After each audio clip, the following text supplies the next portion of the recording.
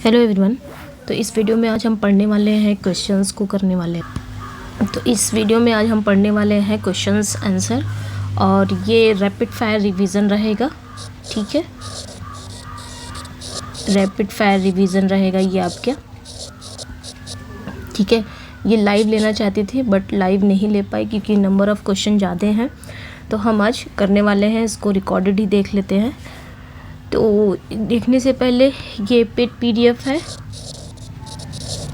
ये paid PDF है। जो कोई भी इंटरेस्टेड है 7/9 में ये वाली पीडीएफ आपको मिल जाएगी एंड एमसीक्यूज़ के साथ है। ये टॉपिक को कवर किया गया है। सेकंड पीडीएफ आपको 189 में मिलेगी, इसमें 4 राइटर को कवर किया गया है। थर्ड है आपको 199 में, इसमें भी 4 राइटर को कवर किया गया है। ठीक है, ये जो सेकेंड वाला है ये 1 लाइनर के थ्रू कवर किया गया है। ठीक है, जो कोई भी इंटरेस्टेड है इस नंबर पे व्हाट्सअप कर सकता है। ओके, इस नंबर पे आप व्हाट्सअप कर सकते हो। एंड ये जो आपकी 4th पीडीएफ है ये पीजीटी वालों के लिए है, जो आपको 269 में मिलेगा। इसमें 18 राइटर को कवर है थ्रू 1 लाइनर। ठीक है, 1 लाइनर के थ्रू ये कवर किया गया है। ठीक है, जो कोई भी इसमें भी इंटरेस्टेड है तो इसी नंबर पे आप व्हाट्सअप कर सकते हो। चलिए आते हैं क्वेश्चन पे। रैपिड फायर रिवीजन है, आप अपना स्कोर ज़रूर शेयर करिएगा, कितना स्कोर आपने किया है। शेक्सपियर से रिलेटेड रहेगा, उनके कुछ वर्क से रिलेटेड रहेगा, तो हम इसको करने वाले हैं। ठीक है, तो फर्स्ट क्वेश्चन है, to whom is Venus and Adonis dedicated. तो वीनस एंड एडोनिस किसे डेडिकेटेड है? जो आपका वीनस एंड एडोनिस है, विलियम शेक्सपियर का है ये।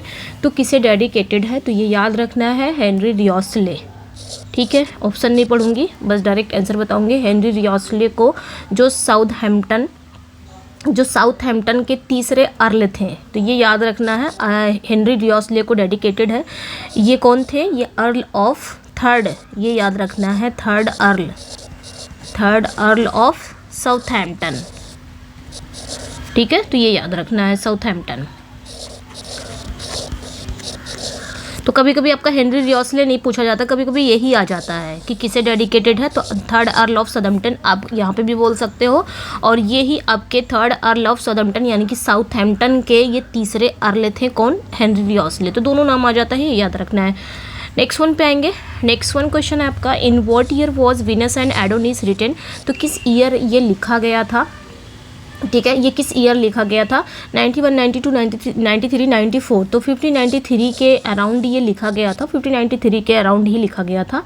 तो इट वॉज रिटन इन 1592 या 93। तो यहाँ पे आप 93 पे आएंगे। ठीक है, नेक्स्ट वन पे आएंगे। नेक्स्ट वन क्वेश्चन है आपका, the plot of Venus and Adonis is based on passages from which work. तो जो वीनस एंड एडोनिस का जो प्लॉट है वो किस पैसेजेस पर बेस्ड है, किसके वर्क के पैसेजेस पर बेस्ड है, ये बताना है। इलियड के, एनीड के डिवाइन कॉमेडी, मेटामॉर्फोसिस।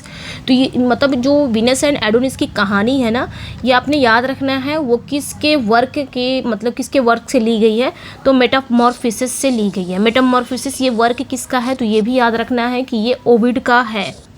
ठीक है, ओविड का ये मेटामॉर्फोसिस वर्क है, तो ये याद रखना है। ठीक है, ये क्या था? एक नैरेटिव पोएम ये भी है।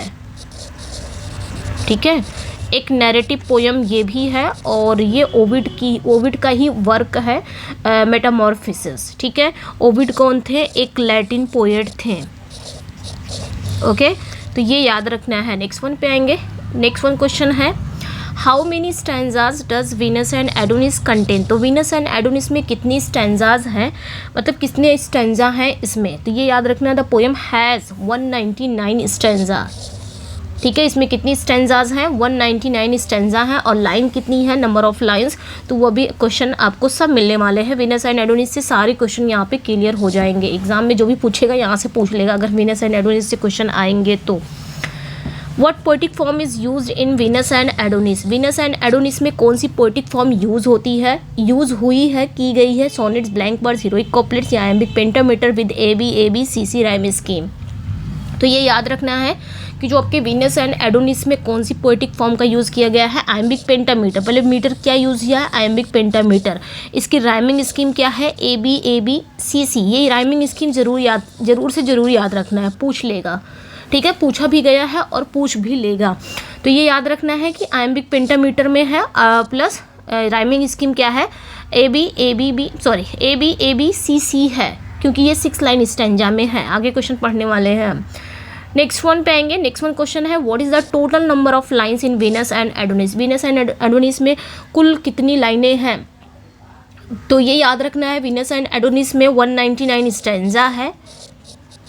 ठीक है, 199 स्टैंजाज हैं। ठीक है, और प्रत्येक स्टैंजा कितनी लाइंस का है, 6 लाइंस का है। तो ये भी याद रखना है। इसकी राइमिंग स्कीम क्या है, जो 6 लाइन है इसकी राइमिंग स्कीम क्या है, तो ए बी डबल सी, ये याद रखना है, ऐसे याद कर सकते हो।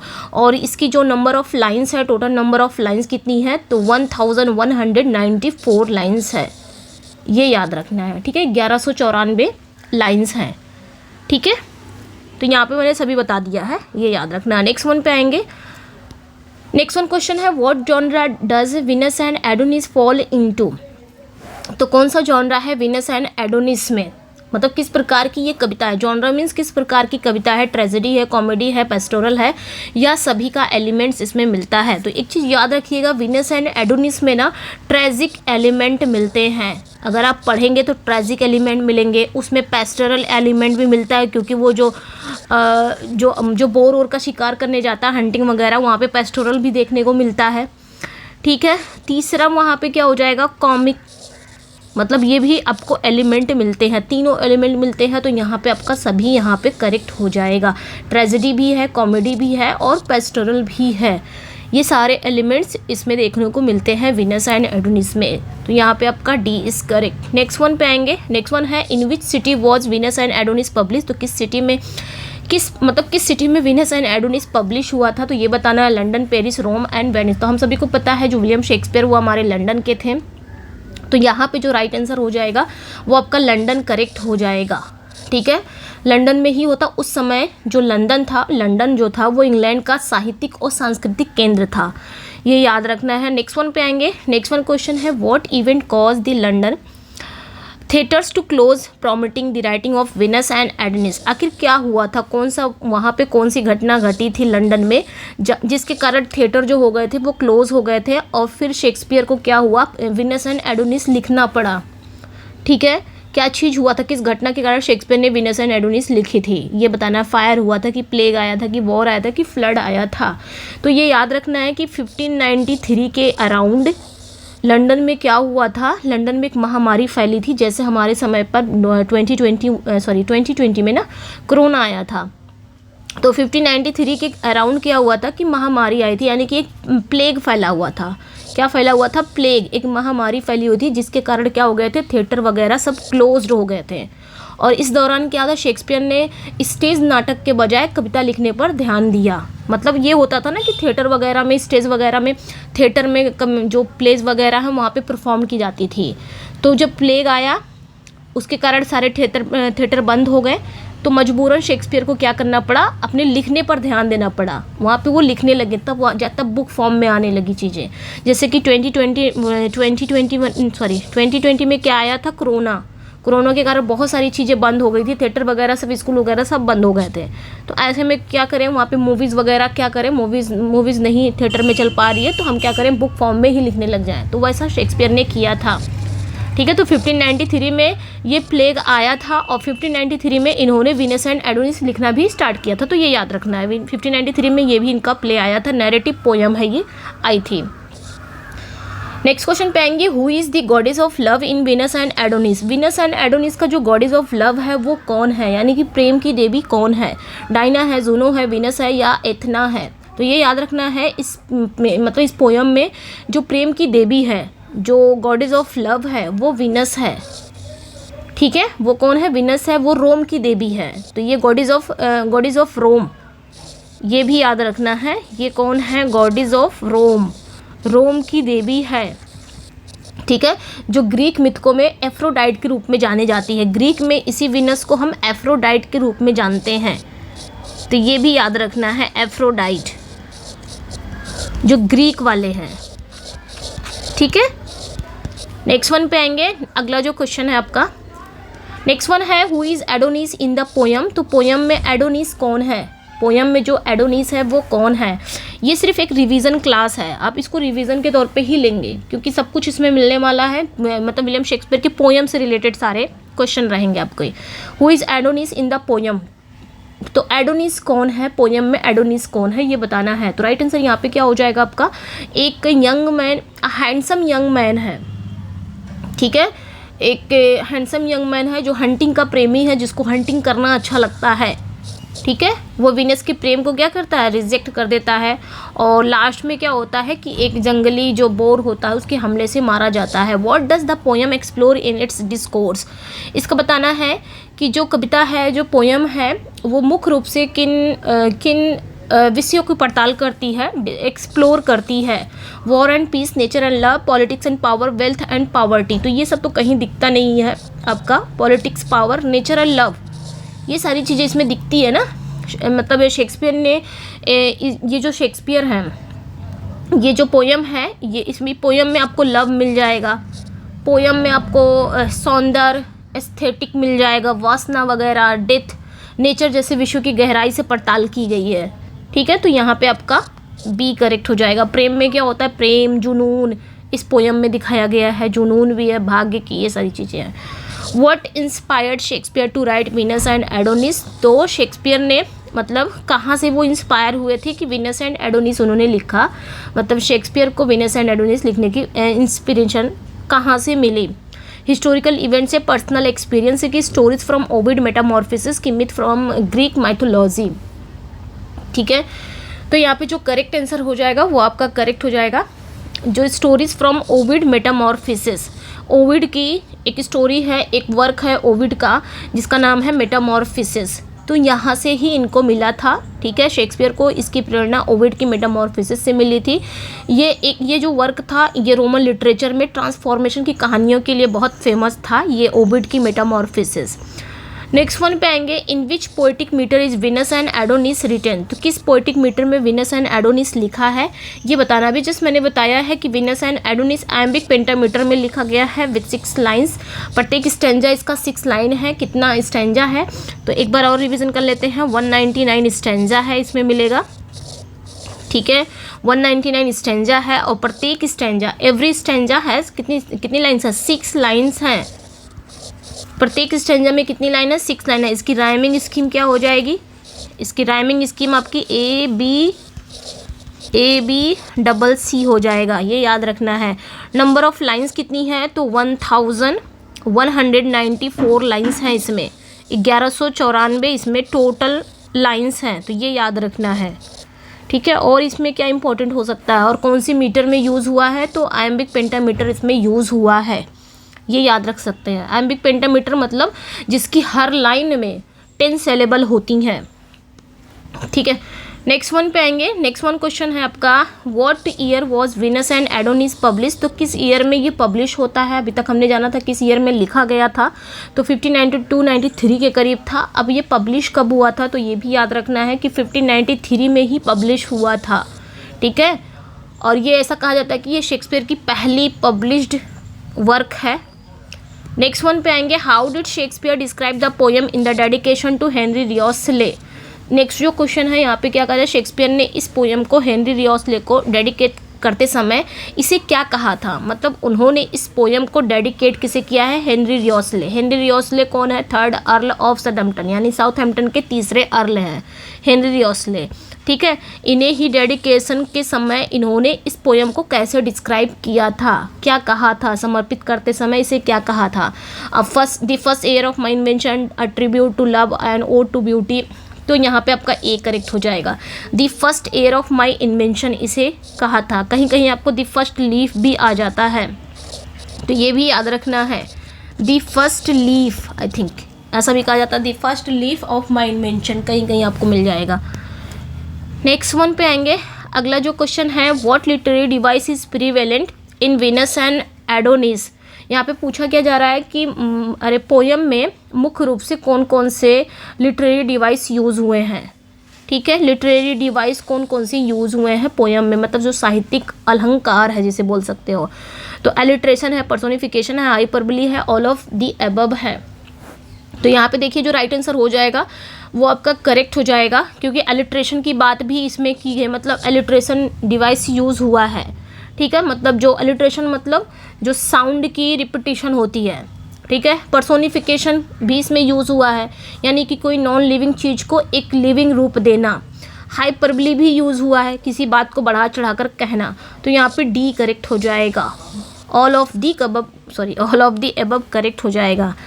नेक्स्ट वन पे आएंगे। नेक्स्ट वन क्वेश्चन है the poem was published as a. Poem जो पब्लिश हुए वो किस रूप में पब्लिश हुई है? फोलियो, क्वार्टो, पैम्फलेट की, मैन्युस्क्रिप्ट की, हार्ड कवर बुक।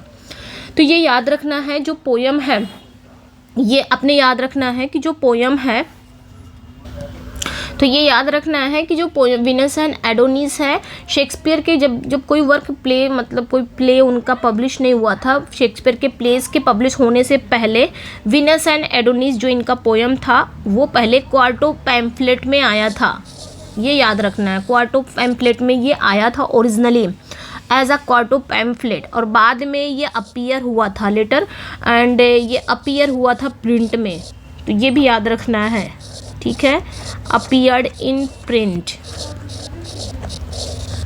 ठीक है, ओके। नेक्स्ट वन पे आएंगे। अगला जो क्वेश्चन है आपका, which theme is not present in Venus and Adonis.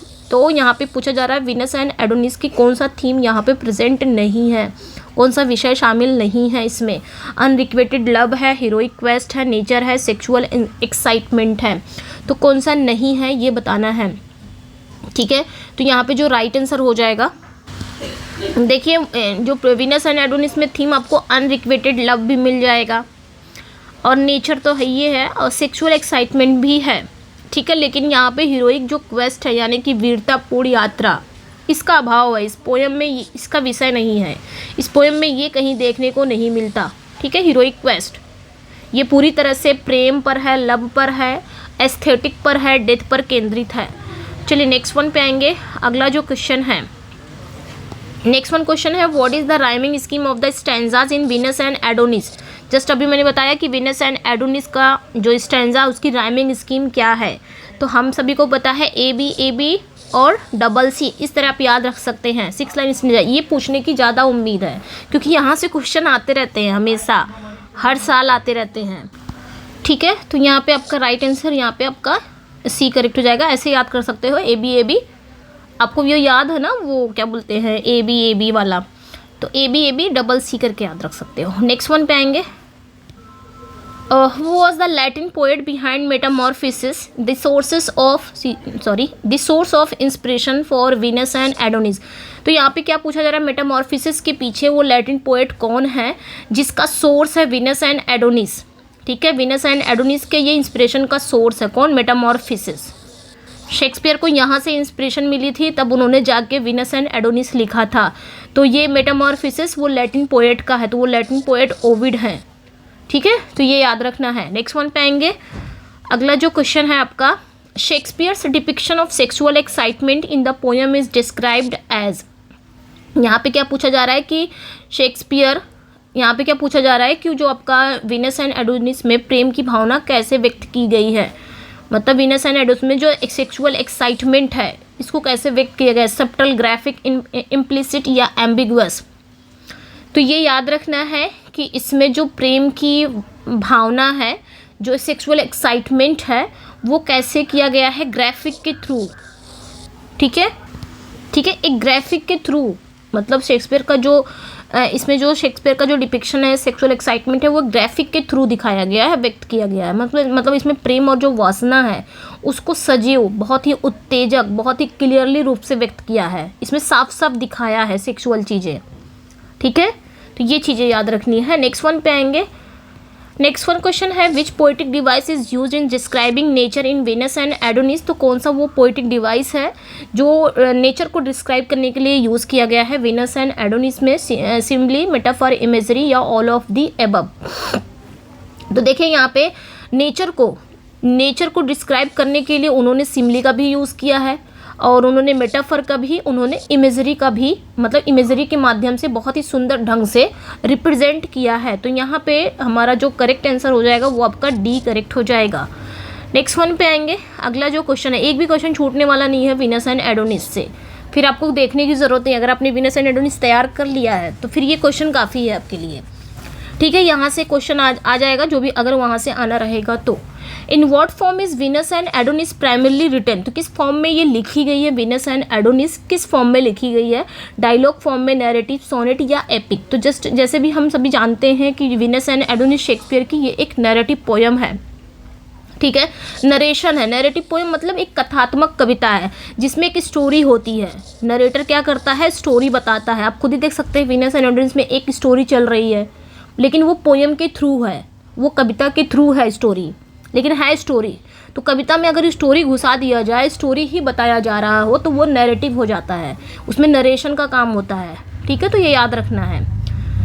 Next one पे आएंगे। अगला जो क्वेश्चन है, what type of closure cause the theatre to shut down leading to the publication of Venus and Adonis. तो किस कारण से शेक्सपियर ने इस पोयम को लिखा और इसे पब्लिश किया, कौन सा वो कारण था कि थिएटर भी शट डाउन हो गया था। जैसे कि अभी ऊपर हम लोग पढ़ चुके हैं, तो प्लेग आउटब्रेक था, मतलब शेक्सपियर ने इसलिए लिखा क्योंकि उस समय जो थिएटर थे वो प्लेग फैला हुआ था, महामारी फैला हुई थी, जिसके कारण थिएटर वगैरह बंद हो गए थे और उन्हें एक नया साहित्यिक माध्यम अपनाना पड़ा। मतलब उन्हें लिखना ही था, अपनी प्लेज वगैरह को लिखना था, लेकिन उन्होंने क्या किया, राइटिंग पे महत्व दिया, बुक फॉर्म में उनका फिर लिखना स्टार्ट कर दिया। Who collaborated with Shakespeare on the play Henry VIII। अब यहाँ पे पूछा जा रहा है कि हेनरी VIII को शेक्सपियर और किसने लिखा है, किसने सहयोग दिया है, बताना है। मतलब शेक्सपियर ने हेनरी VIII प्ले में किस नाटककार के साथ सहयोग किया था। ऐसा नहीं है कि शेक्सपियर ने पूरा ही लिखा हो, कुछ तो मतलब और भी राइटर ने लिखा है, सहयोग दिया है। पीले हैं, फ्लेचर है, विल्किंस है, मार्लो हैं। तो यहाँ पे आपने जो राइट आंसर हो जाएगा वो आपका करेक्ट हो जाएगा, आपके फ्लेचर। जो हेनरी VIII है वो किसके कोलैबोरेट में लिखा गया है, फ्लेचर के कोलैबोरेट में लिखा गया है, ये बताना है। ठीक है, और हेनरी VIII कौन है, ये जो हेनरी VIII है वो प्ले में इंग्लैंड के राजा की घटनाओं को दर्शाते हैं। ठीक है, ओके, नेक्स्ट पे आएंगे। नेक्स्ट वन क्वेश्चन है, which play is collaboration between Shakespeare and George पीले। तो कौन सा वो प्ले है जो शेक्सपियर और जॉर्ज पीले के बीच कोलैबोरेशन हुआ था, वो कौन सा प्ले था जिसको शेक्सपियर ने अकेले नहीं लिखा है। फोर्थ है एंडोनिकस है, थर्ड है टू नोबल किंग्समैन है। तो यहाँ पे जो राइट आंसर हो जाएगा वो आपका करेक्ट हो जाएगा, टाइटस एंडोनिकस। तो बात यहाँ पे जब भी आए, टाइटस एंडोनिकस ये इनकी फर्स्ट ट्रेजेडी है। ठीक है, ये इनकी फर्स्ट ट्रेजेडी है।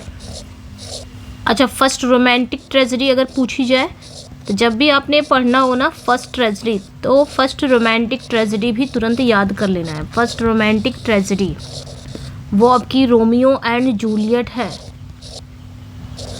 ठीक है, और ये फर्स्ट ट्रेजेडी है किसके कोलैबोरेशन में इन्होंने लिखा था, शेक्सपियर ने, पीले के। नेक्स्ट क्वेश्चन पे आएंगे। अगला जो क्वेश्चन है, with whom did Shakespeare collaborate the to Nobel kinsmen. The to Nobel kinsmen ये किसके कोलैबोरेट में लिखा गया है, तो ये भी याद रखना है कि जो आपका राइट आंसर हो जाएगा जॉन फ्लेचर। ठीक है, तो ये याद रखना है, जॉन फ्लेचर करेक्ट हो जाएगा। द टू नोबल किंग्समैन जो है ये जेफरी चौसर है, उनका जो वर्क है कैंटरबरी टेल्स, उसकी कहानी है एक द नाइट्स टेल, है ना। कैंटरबरी टेल्स में एक कहानी है ना, द नाइट्स टेल। बस एक फैक्ट के रूप में इसको याद रखना है, नाइट्स टेल ये इसी पर आधारित है, बेस्ड है। ठीक है, तो ये याद रखना है। शेक्सपियर का ये जो वर्क है टू नोबल किंग्समैन, जिनको उन्होंने फ्लेचर के कोलैबोरेट में लिखा था, कोलैबोरेशन से लिखा था, और ये जो टू नोबल किंग्समैन है ये जेफरी चौसर के कैंटरबरी टेल्स में जो कहानी है द नाइट्स टेल उसी पर बेस्ड है। नेक्स्ट पे आएंगे। नेक्स्ट वन है, हु वाज शेक्सपियर्स को ऑथर फॉर पेरिकिल्स प्रिंस ऑफ टायरे। तो यहाँ पे क्या पूछा जा रहा है कि पेरिकिल्स प्रिंस ऑफ टायरे कि शेक्सपियर के को ऑथर कौन है, मतलब किसके कोलैबोरेशन में इन्होंने प्रिंस पेरिकिल्स लिखा है, किसके कोलैबोरेशन में। तो ये याद रखना है, जॉर्ज विल्किंस है। ठीक है, जॉर्ज विल्किंस ने ही ये लिखा है। नेक्स्ट वन पे आएंगे। अगला जो क्वेश्चन है आपका, Henry IV was a collaboration between Shakespeare and which play right. जो हेनरी IV है ये भी कोलैबोरेशन में ही लिखा गया, तो शेक्सपियर तो रहेंगे ही रहेंगे, इनके साथ इनका कोलैबोरेशन वाला प्ले राइट कौन है वो बताना है। तो जो कि देखिए इसमें जो अधिकांश भाग है, यानी कि हेनरी फोर्थ में जो अधिकांश भाग है वो शेक्सपियर ने ही लिखे हैं, लेकिन कुछ स्कॉलर्स का मानना है कि क्रिस्टोफर मार्लो ने इसमें कुछ योगदान दिया है। तो जब मानना है तो हम भी मानते हैं, यहाँ पे क्रिस्टोफर मार्लो करेक्ट हो जाएंगे। ठीक है, तो ये याद रखना है, इसमें क्रिस्टोफर मार्लो का कुछ योगदान है इसमें। Shakespeare and Christopher Marlowe collaborated on which historical play, तो कौन सा वो हिस्टोरिकल प्ले है शेक्सपियर का जिसमें क्रिस्टोफर मार्लो ने कोलैबोरेट किया है, तो ये भी याद रखना है। तो वो आपका रिचर्ड थर्ड है, यानी कि रिचर्ड थर्ड में कुछ ऐसे अंश हैं, कुछ ऐसे सीन वगैरह हैं जिसको क्रिस्टोफर मार्लो के योगदान की संभावना जताई जाती है, तो यहाँ पे भी आपने याद रखना है रिचर्ड थर्ड। ठीक है, नेक्स्ट पे आएंगे। अगला जो क्वेश्चन है, बीच में हमने पढ़ा था ना वीनस एंड एडोनिस का, वो कंप्लीट हो गया। अब यहाँ से दूसरा चल रहा है हु, अब यहाँ पे ये चल रहा है कि किसने किसने कोलैबोरेशन वाला चल रहा है। Who co author Timon of Athens with Shakespeare, तो शेक्सपियर का जो ये है टिमन ऑफ एथेंस, ठीक है, तो यहाँ पे आपका टिमन ऑफ एथेंस किसके कोलैबोरेशन में शेक्सपियर ने लिखा है, फ्लेचर, मिडल्टन या विल्किंस या क्रिस्टोफर मार्लो। तो ये आपने याद रखना है, टिमन ऑफ एथेंस जो है वो थॉमस मिडल्टन और शेक्सपियर ने मिलकर लिखा है, तो यहाँ पे मिडल्टन करेक्ट हो जाएंगे। ठीक है, और अच्छा मिडल्टन की बात आती है तो मिडल्टन का कई मतलब इनका योगदान ना शेक्सपियर के कुछ और भी प्लेज में है, लाइक जैसे कि मेजर फॉर मेजर में भी कहा जाता है कि कुछ ऐसे इन्होंने कुछ अंश योगदान दिए हैं मिडल्टन ने। और टिमन ऑफ एथेंस में तो है, इन्होंने लिखा ही लिखा है। मैकबेथ, ये भी याद रखना है, मैकबेथ वगैरह में भी है, कुछ प्ले में ऐसा मिलता है, कुछ एलिमेंट है, मतलब इनका योगदान है मैकबेथ में भी, जैसे सीन वगैरह है तो इन्होंने ऐड किए हैं, जो हिकेट की सीन वगैरह है, सॉन्ग ऐसा। तो ये याद रखना है, आपने बस इतना नॉलेज में रखना है कि हाँ इनका योगदान मैकबेथ में भी है और भी कुछ ऐसे प्लेज में है, जैसे कि आपका मेजर फॉर मेजर में हो गया, और अभी याद नहीं आ रहा, बस ये मतलब ये इतना याद रखना है, मैकबेथ और Measure for Measure, Timon of Athens, ये आपने याद रखना है। ठीक है, ओके। तो मिडल्टन की बात जब आती है तो ये आपने याद इतना रखना है। नेक्स्ट वन पे आएंगे, which of these plays was co authored by Shakespeare and John Fletcher. अब यहाँ पे पूछा जा रहा है कि कौन सा वो प्ले है जिसमें शेक्सपियर और जॉन फ्लेचर ने साथ मिलकर काम किया है, तो ये बताना है। तो यहाँ पे जो राइट आंसर हो जाएगा वो आपका हेनरी 8, आई थिंक ये फिर से रिपीट हो गया है ना। चलिए नेक्स्ट क्वेश्चन पे आएंगे, in which year was the to Nobel Kinsmen believe to be first perform, तो किस ईयर टू नोबल किंग्समैन ऐसा माना जाता है कि ये पहली बार परफॉर्म्ड हुआ था, 13 में, 14 में, 15 में या 16 में। तो ये याद रखना है, ये जो प्ले है ना शेक्सपियर का, यानी कि फ्लेचर और शेक्सपियर दोनों ने मिलकर लिखा है,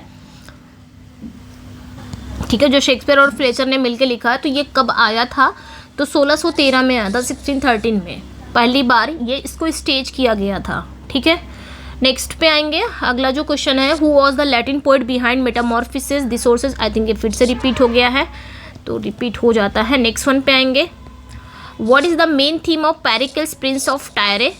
पेरिकल्स जिसे प्रिंस ऑफ टायरे भी कहते हैं, तो इसकी मेन थीम क्या है, रिवेंज है कि रिडेम्पशन है कि बिट्रेयल है कि लव है, ये बताना है। तो पेरिकल्स प्रिंस ऑफ टायरे का जो मुख्य विषय है वो क्या है, रिडेम्पशन है।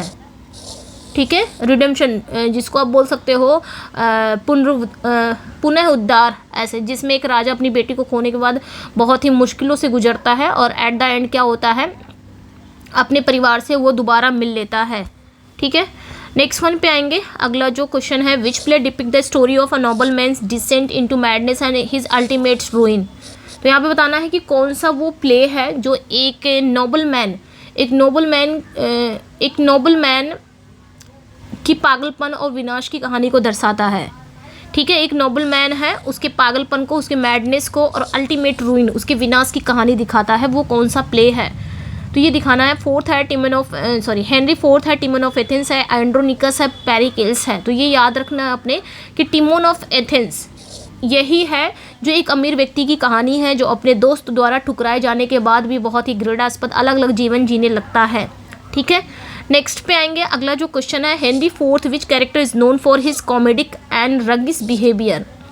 तो हेनरी फोर्थ में कौन सा कैरेक्टर है जो अपने हास और चतुराई के लिए प्रसिद्ध है, जो कॉमेडिक के लिए तो प्रसिद्ध है ये है और रगिस बिहेवियर के लिए भी प्रसिद्ध है।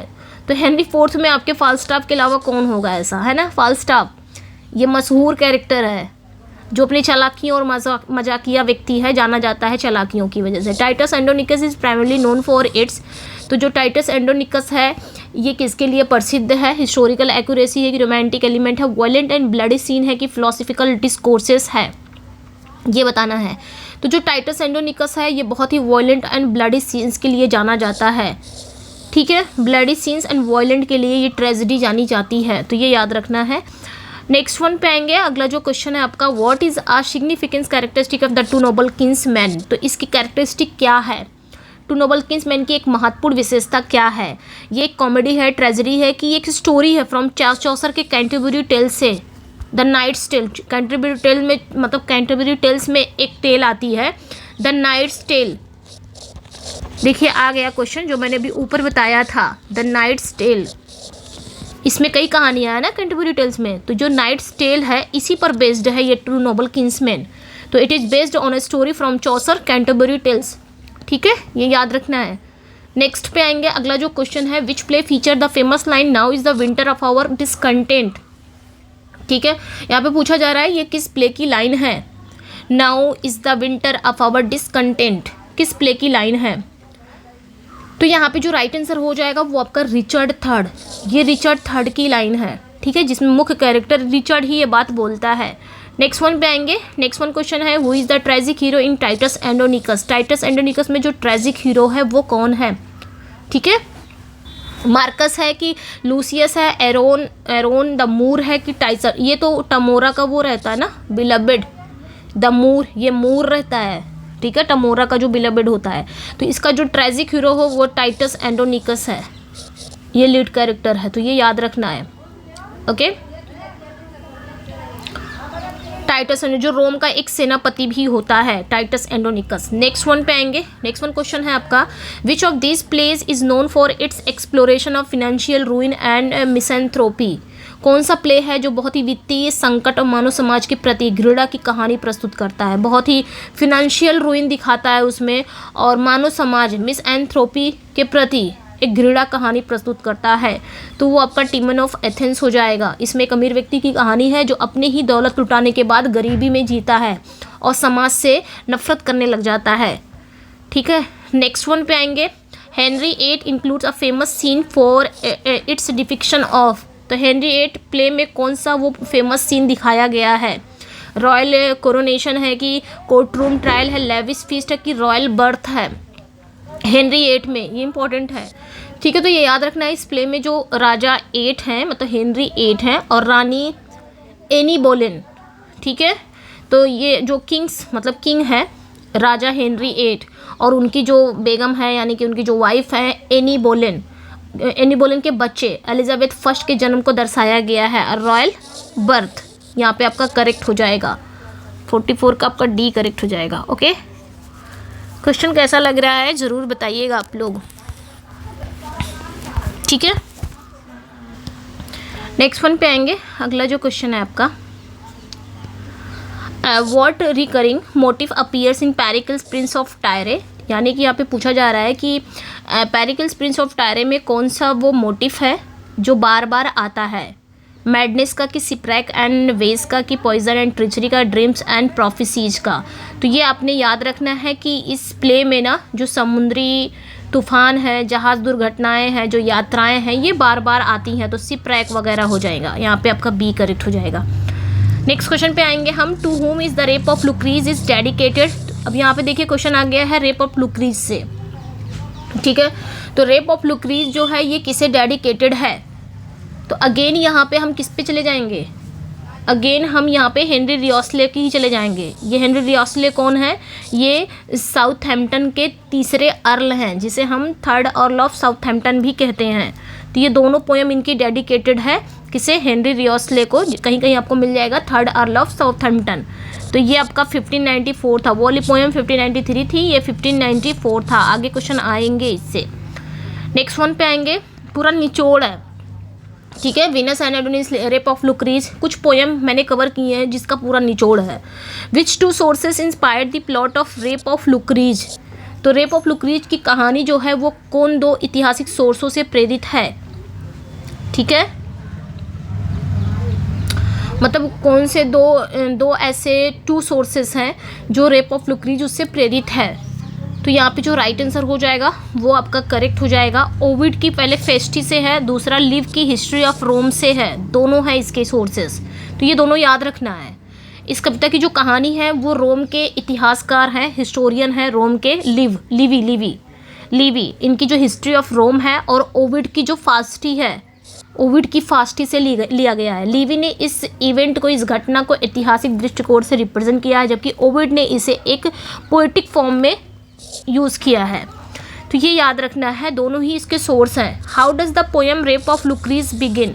तो रेप ऑफ लुक्रीज जो है, ये जो पोएम है ये कैसे शुरू होती है? मोनोलॉग के थ्रू, की डायलॉग, की प्रोज डेडिकेशन, की सोनेट के थ्रू, कैसे ये शुरू होती है ये बताना है, ठीक है। तो यहाँ पे जो राइट आंसर हो जाएगा विद अ प्रोज डेडिकेशन, क्योंकि इसमें डेडिकेशन है ना भाई, इसमें डेडिकेशन है, ये सारी दोनों पोएम डेडिकेटेड है। तो ये याद रखना है, रेप ऑफ लुक्रीज जो है वो विद अ प्रोज डेडिकेशन के साथ शुरू होती है, ठीक है, जिसे शेक्सपियर ने अपने पैटर्न हेनरी रियोथ हेस्ली, जिसे बोला जाता है रियोथ हेस्ली बोल सकते हो, उसको लिखा था। और इस समर्पण में, इस डेडिकेशन में पोएम का जो उद्देश्य और प्रेरणा को समझाने के लिए था, ठीक है। तो with a prose dedication correct हो जाएगा। नेक्स्ट वन पे आएंगे। अगला जो क्वेश्चन है, how many lines does the Rape of Lucrece contain? तो इसमें नंबर ऑफ लाइन कितनी है, ठीक है, इसमें जो है वो नंबर ऑफ लाइन कितनी है, आप देख सकते हो कितनी लाइनें हैं। तो यहाँ पे जो राइट आंसर हो जाएगा, कुल मतलब इस पोएम में पूरी तरह से जितनी भी लाइनें हैं 1855 बोल सकते हो, तो 1855 लाइनें हैं इसमें टोटल, ठीक है। तो 1855 लाइनें हैं। आगे क्वेश्चन आएगा, हालांकि यहाँ पे देख लेते हैं हम, 265 स्टैंजा है इसमें, स्टैंजाज हैं, 265 स्टैंजाज इसमें मिल जाएंगे।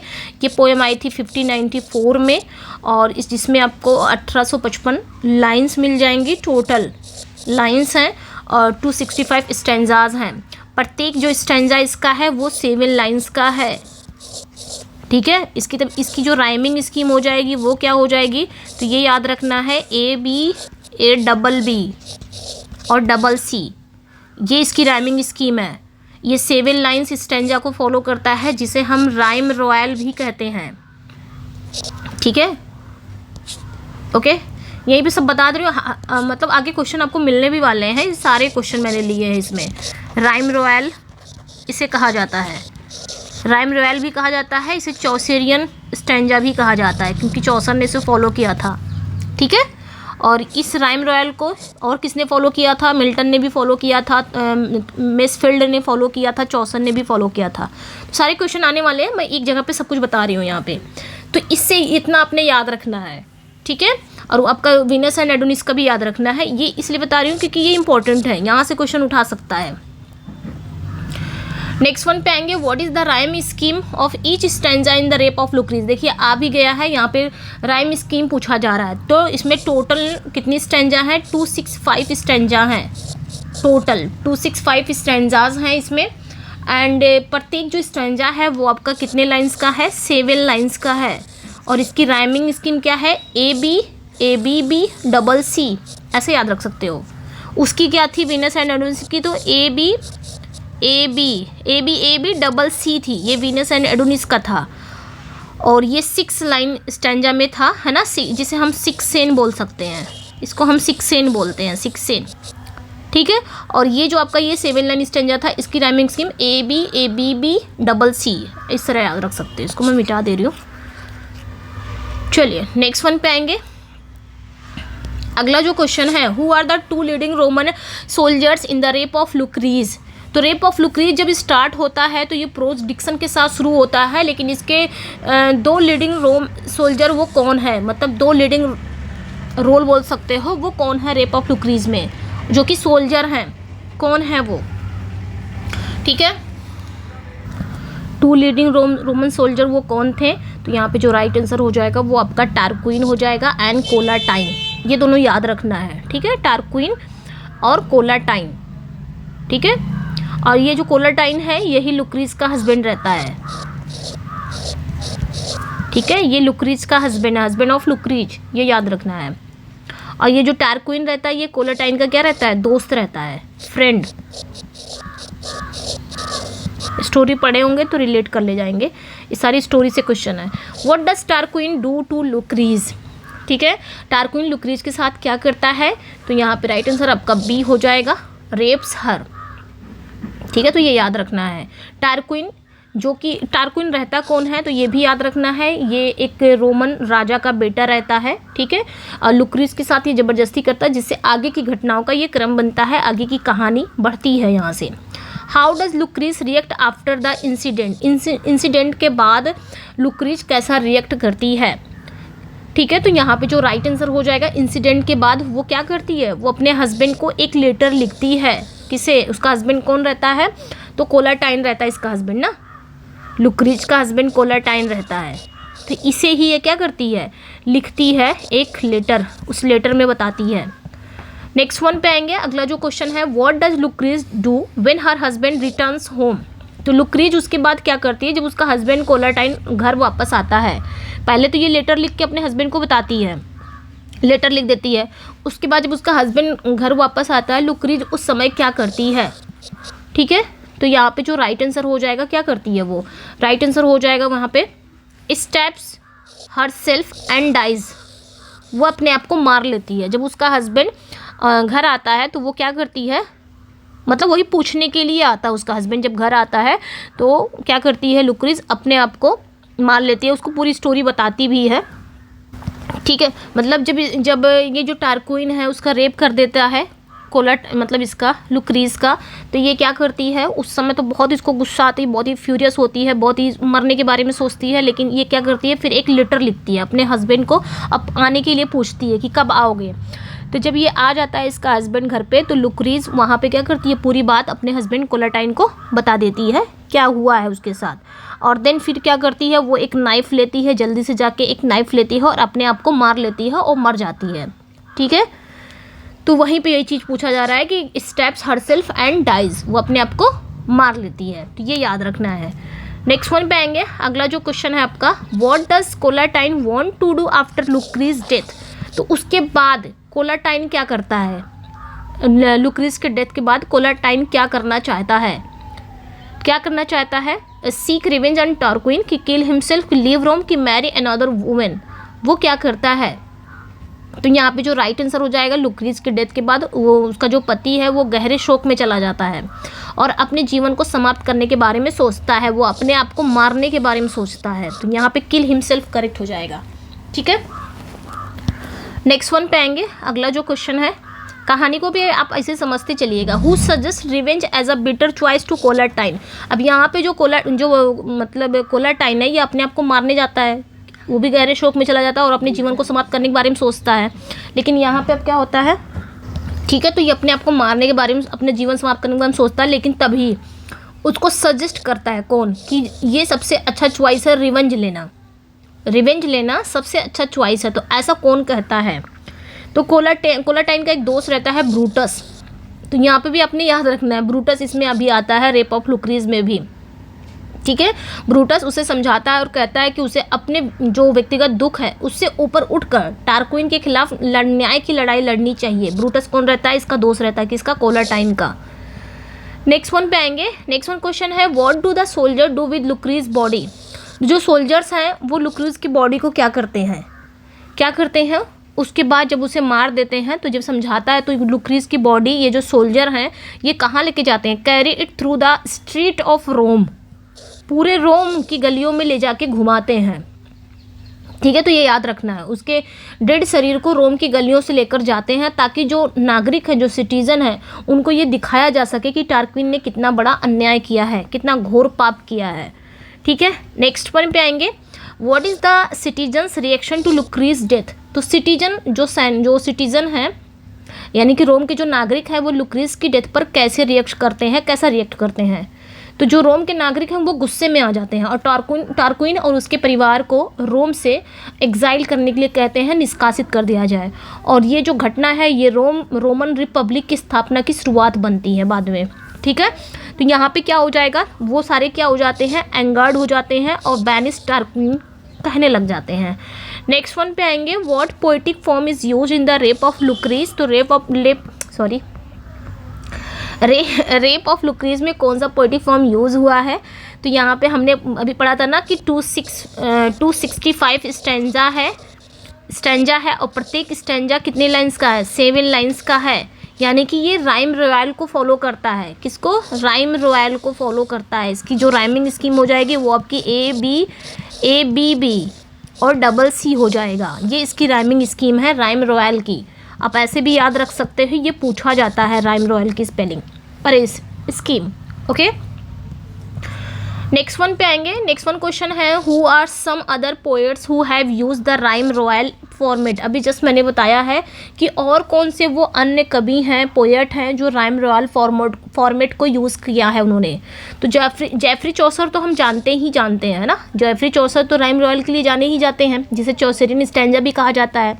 और कौन है? तो जॉन मिल्टन ने भी यूज़ किया है, मैसफील्ड भी ने यूज़ किया है, ये तीनों ने यूज़ किया है, तो ये याद रखना है। ठीक है, तो जेफरी चौसर हैं, मिल्टन हैं और मैसफील्ड, ये सारे जो पोएट्स हैं इस शैली का इन्होंने यूज़ किया है। नेक्स्ट वन पे आएंगे। अगला जो क्वेश्चन है आपका, which Roman historian wrote the history of Rome which inspired the Rape of लुक्रीज।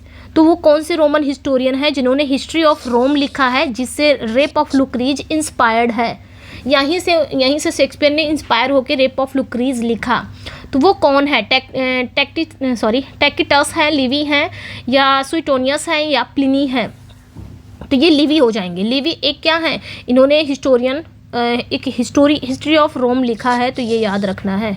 ठीक है, जिसमें इन्होंने लुक्रेशिया की कहानी को विस्तार से वर्णन किया। हिस्ट्री ऑफ रोम में इन्होंने क्या बताया? लुक्रेशिया की कहानी को बताया है। तो यहीं से इंस्पायर होकर शेक्सपियर ने रेप ऑफ लुक्रीज लिखा है, तो ये याद रखना है।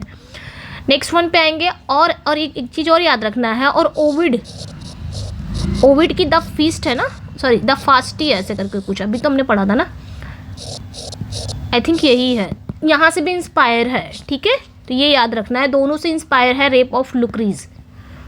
नेक्स्ट वन पे आएंगे। What is the meter of each line in the Rape of Lucrece. तो रेप ऑफ लुक्रीज में जो प्रत्येक लाइन में जो मीटर है वो कौन सा मीटर यूज हुआ है? तो इसमें भी उसी की तरह, मतलब आपके वीनस एंड एडोनिस की तरह ही इसमें भी आपका आयम्बिक पेंटामीटर यूज़ हुआ है। तो यहाँ पे आपका बी करेक्ट हो जाएगा, आयम्बिक पेंटामीटर। ठीक है, मतलब पर लाइन में आपकी 10 सिलेबल होते हैं। नेक्स्ट वन पे आएंगे। What is the relationship between Tarquin and Collatine. Tarquin and Collatine के बीच में क्या रिलेशनशिप था? तो वो दोनों फ्रेंड्स थे, फिलो सोल्जर्स थे, ये हमने शुरुआत में ही पढ़ लिया था। नेक्स्ट वन पे आएंगे। अगला जो क्वेश्चन है आपका, what does Lucrece letter to her husband request. तो लुक्रीज ने अपने हस्बैंड को जो लेटर दिया था उसमें क्या रिक्वेस्ट किया था? ठीक है, ये बताना है क्या रिक्वेस्ट किया था उसमें। तो वो अपने पति से तत्काल घर लौटने का अनुरोध करती है, इमीडिएट रिटर्न होम। लेटर में बस इतना ही लिखती है कि जल्दी से घर आ जाओ, ताकि वो अपने साथ अन्याय के बारे में उसे बता सके। और जब ऐसा ही होता है, जब कोलाटाइन घर आता है तो ये क्या करती है, पूरी स्टोरी उसे बता देती है, होल स्टोरी। और देन इमीडिएटली ये क्या करती है, pulls out a knife and stabs herself and dies. ठीक है, चलिए नेक्स्ट वन पे आएंगे।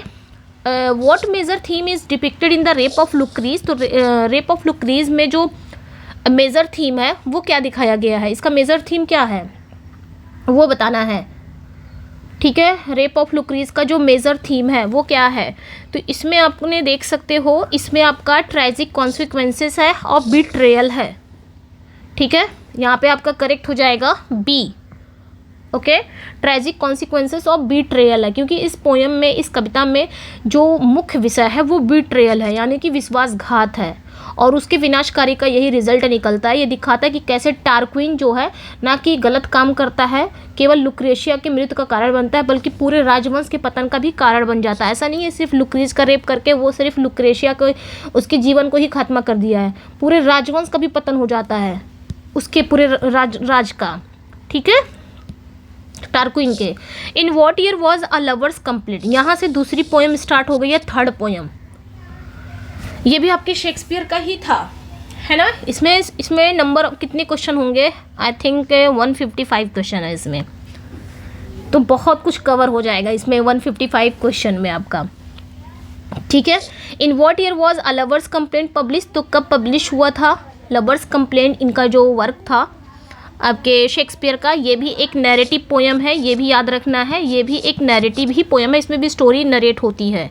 ठीक है। ये पब्लिश कब हुआ था? तो 1609 में। इनकी सारी पोएम 1609 में ही पब्लिश हुई है बाय थॉमस थॉर्प, ठीक है।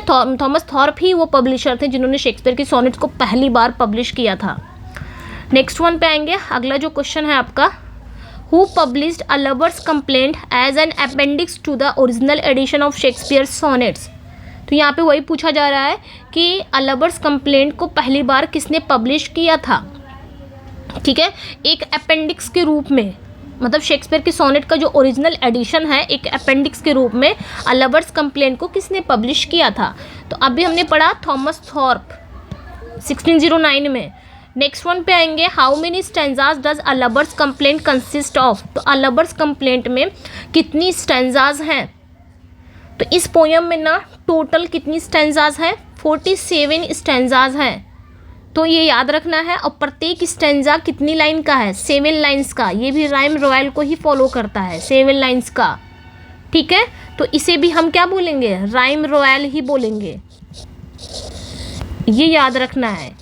ये भी आपके राइम रॉयल को ही फॉलो करता है। इसकी भी राइमिंग स्कीम क्या हो जाएगी? राइम रॉयल की क्या हो रहा है, इसकी भी राइमिंग स्कीम आपकी क्या हो जाएगी? A B B double C, मतलब राइम रॉयल को ही फॉलो कर रहा है। तो ये चीज़ें याद रखनी है। नेक्स्ट वन पे आएंगे।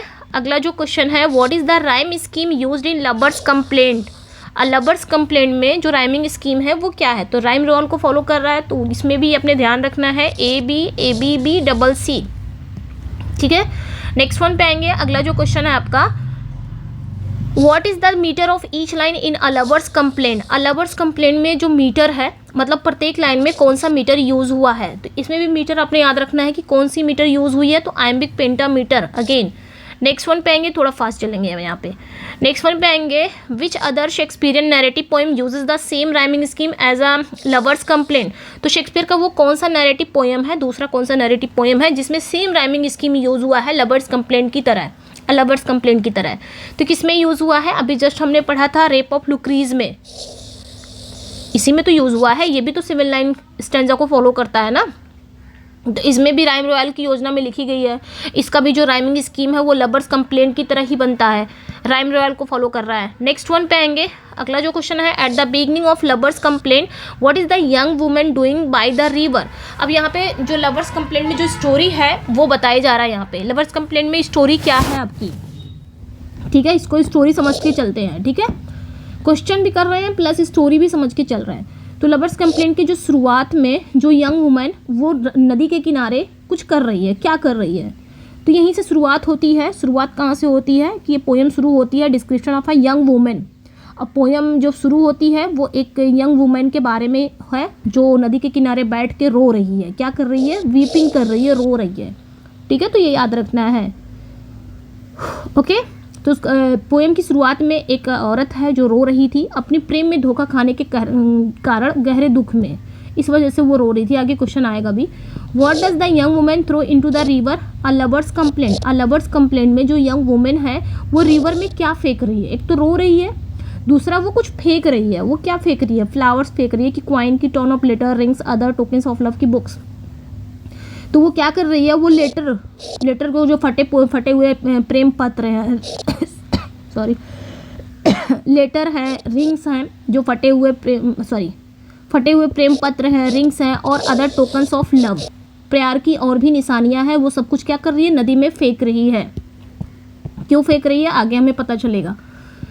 Who approaches the young women by the river a lover's complaint. तो अ लवर्स कंप्लेंट में आगे क्या पूछा जा रहा है कि लवर्स कंप्लेंट में नदी के किनारे रोती हुई जो औरत है उनके पास कौन आता है?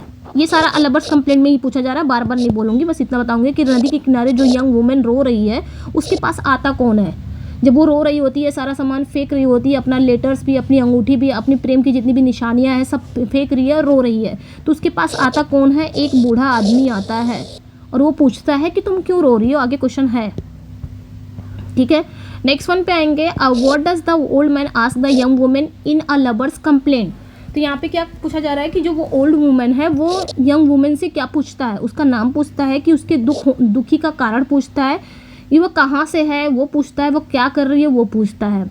तो देखिए यहाँ पे जो राइट आंसर हो जाएगा, वो जो बूढ़ा व्यक्ति है, वो जो ओल्ड मैन है, उसके दुख का कारण पूछता है, the reason for her sorrow, उसके दुख का कारण पूछता, वो जानना चाहता है वो इतना दुखी क्यों है, क्यों रो रही है, क्यों वो सारा कुछ फेंक रही है पानी में। In a lover's complaint what does the young women recount to the old man. आगे क्या पूछा जा रहा है कि जो लवर्स कंप्लेंट में जो यंग वुमेन है वो बूढ़े आदमी को क्या बताती है, ठीक है, क्या बताती है, तो वो क्या बताती है, वो जो यंग वुमेन है, वो वुमेन उसे बताती है कैसे एक आदमी ने उसे बहकाया, उसके साथ प्रेम का नाटक किया, फिर उसे धोखा देकर छोड़ गया। The story of her former lover who seduced and abandoned her, ठीक है। तो उस ओल्ड मैन को ये क्या करती है, पूरी स्टोरी बताती है कि कैसे एक आदमी आया था उसकी लाइफ में, उसने उसे बहकाया, उसके साथ प्रेम का नाटक भी किया और फिर उसे धोखा देकर छोड़ के चला गया। दैट्स वाई वो रो रही है और नदी के किनारे रो रही है, वो सारे प्यार की निशानियाँ फेंक रही है। यही लवर्स कंप्लेंट में है स्टोरी।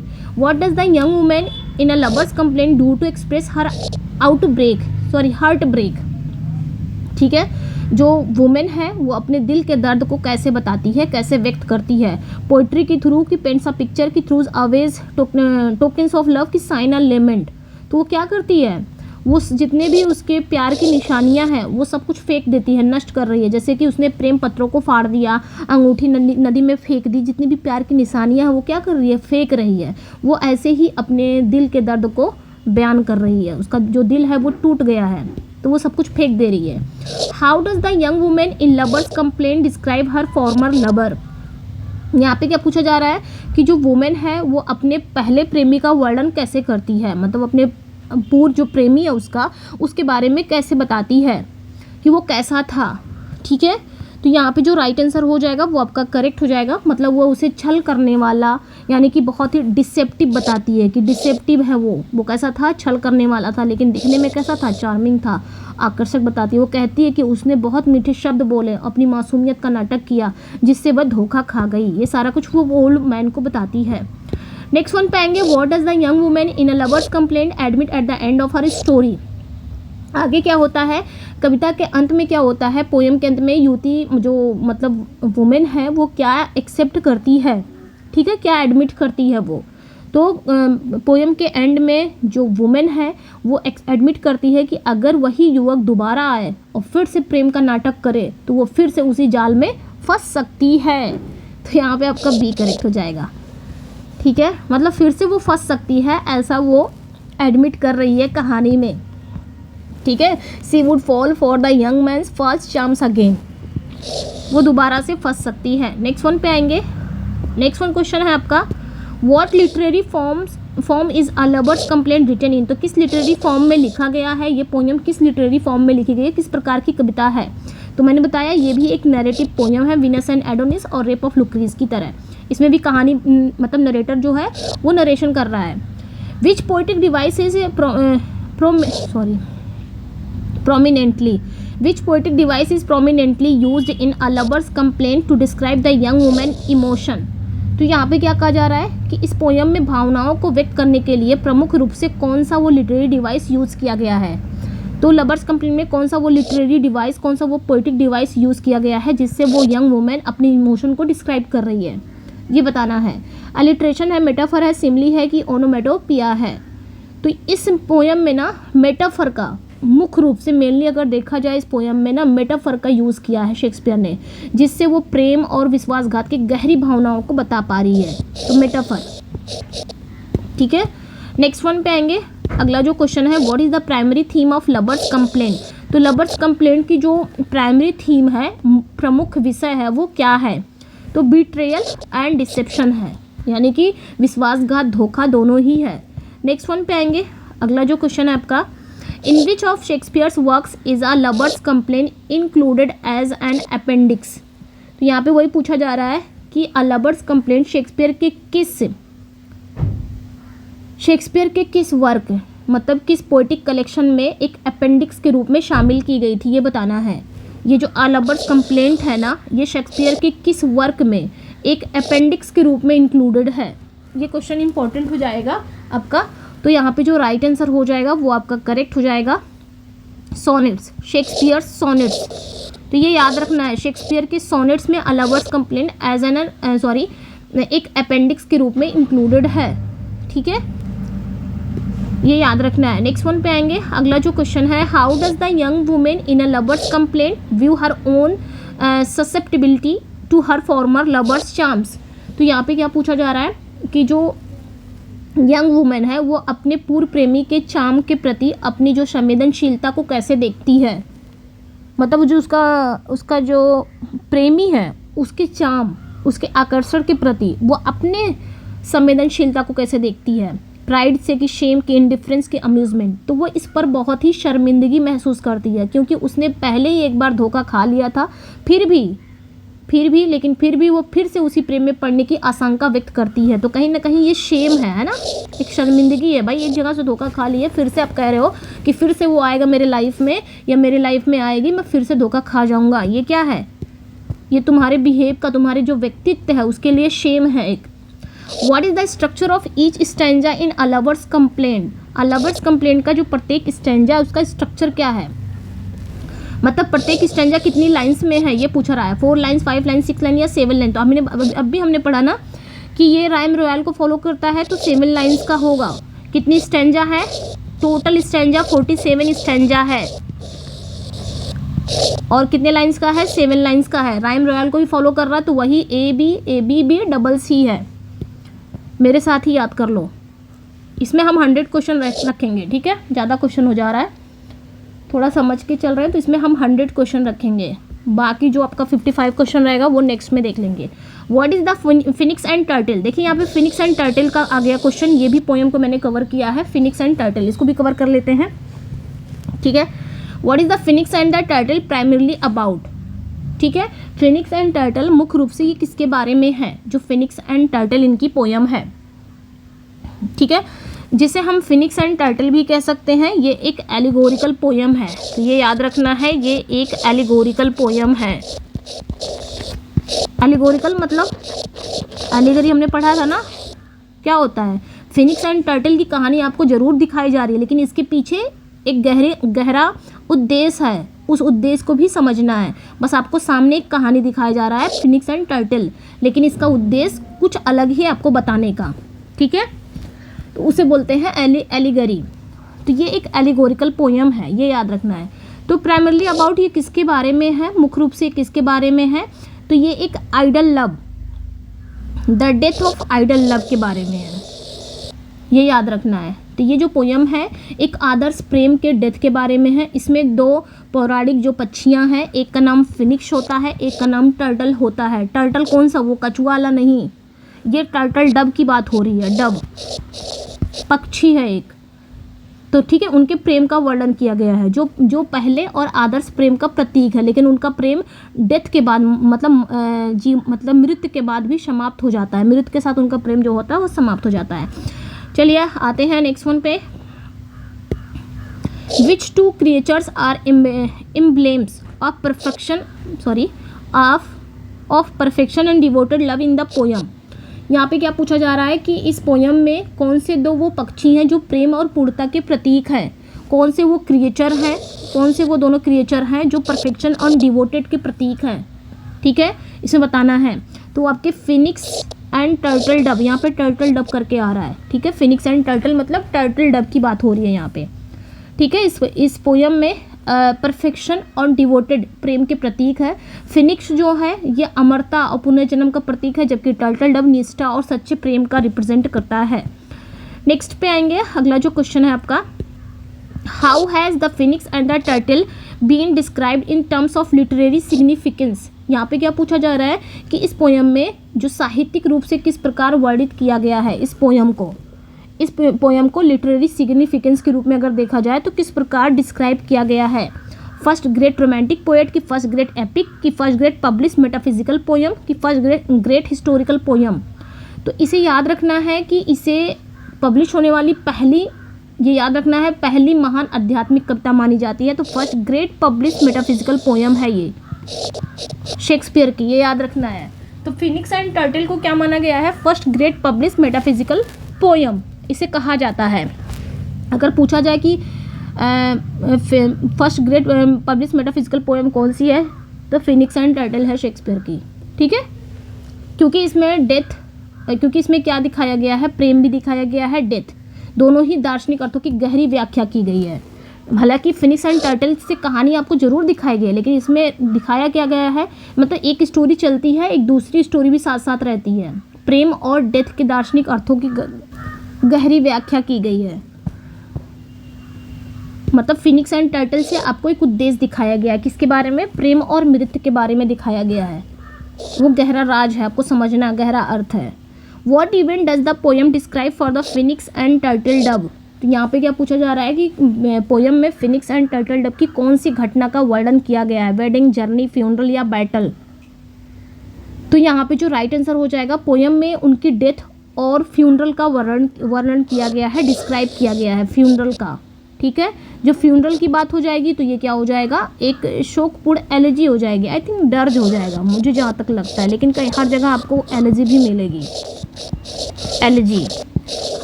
लेकिन अगर फ्यूनरल की बात है, देखिए एलर्जी और डर्ज में बस इतना ही फ़र्क है। एलर्जी भी आपकी शोक गीत होती है, डर्ज भी शोक, मतलब एक शोक गीत ही होता है, सॉन्ग होता है, सैड सॉन्ग होता है, लेकिन इसमें फ्यूनरल में जो गाया जाता है किसी के अंतिम संस्कार वगैरह में, लेकिन एलर्जी अंतिम संस्कार में नहीं गाई जाती है। मेरे हिसाब से ये डर्ज है, लेकिन कई जगह अगर मैंने इसको सर्च किया तो एलर्जी मिला है, ये एलर्जी है, ठीक है। नेक्स्ट पे आएंगे, अगला जो क्वेश्चन है आपका, what do the birds invited to the funeral present? अब यहाँ पे क्या पूछा जा रहा है कि पोयम में, फ्यूनरल में जो इनवाइटेड पक्षी हैं वो क्या दर्शाते हैं, जो इनवाइटेड बर्ड्स हैं वो क्या दर्शाते हैं? Joy and celebration, perfection and love, logic and material fact की मॉर्निंग एंड शॉरो, ठीक है। तो वो क्या कर रहे हैं? Mourning and शॉरो।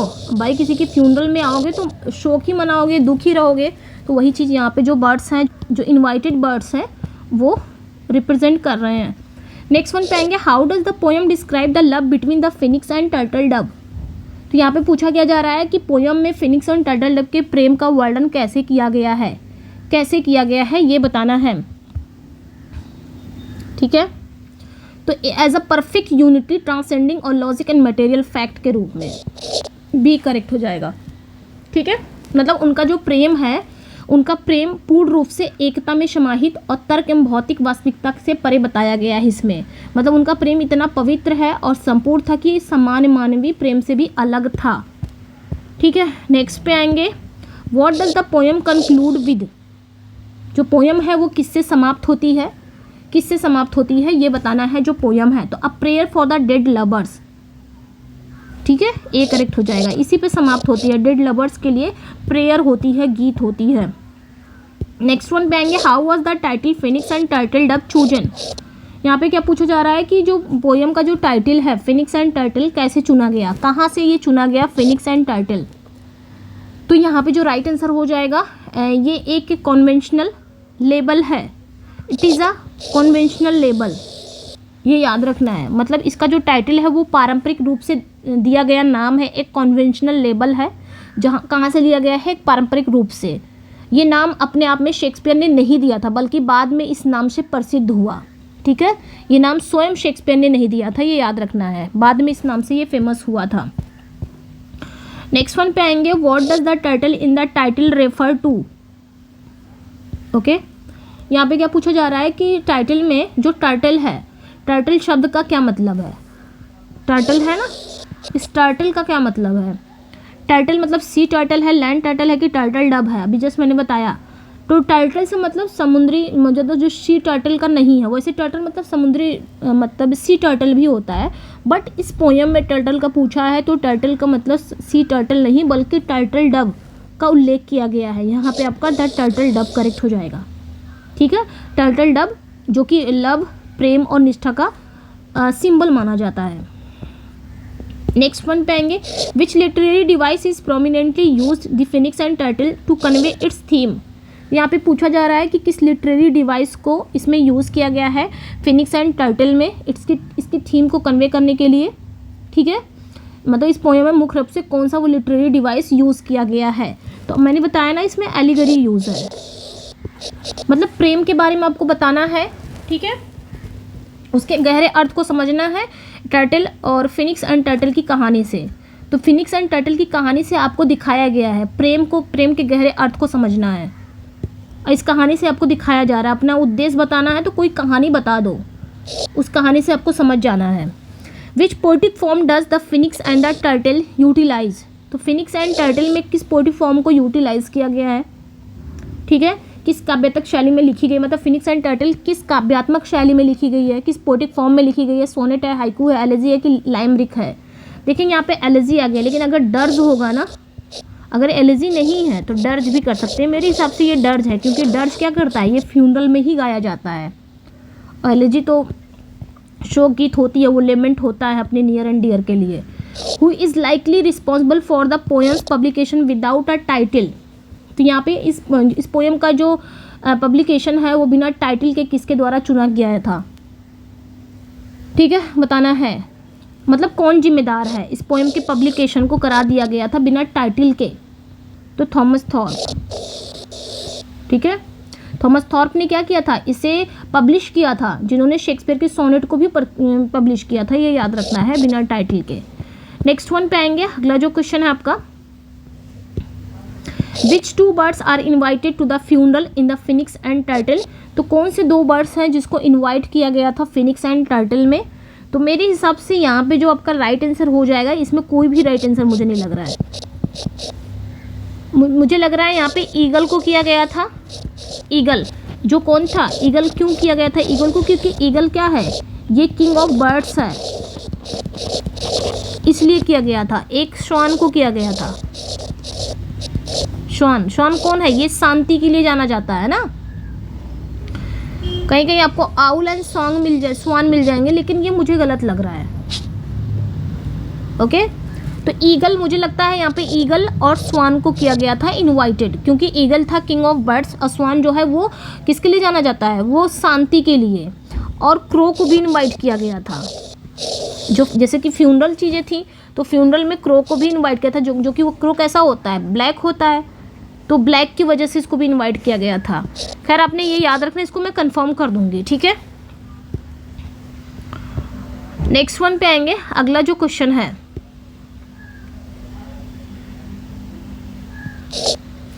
How is the unity of Phoenix and turtle doves love describe in the poem.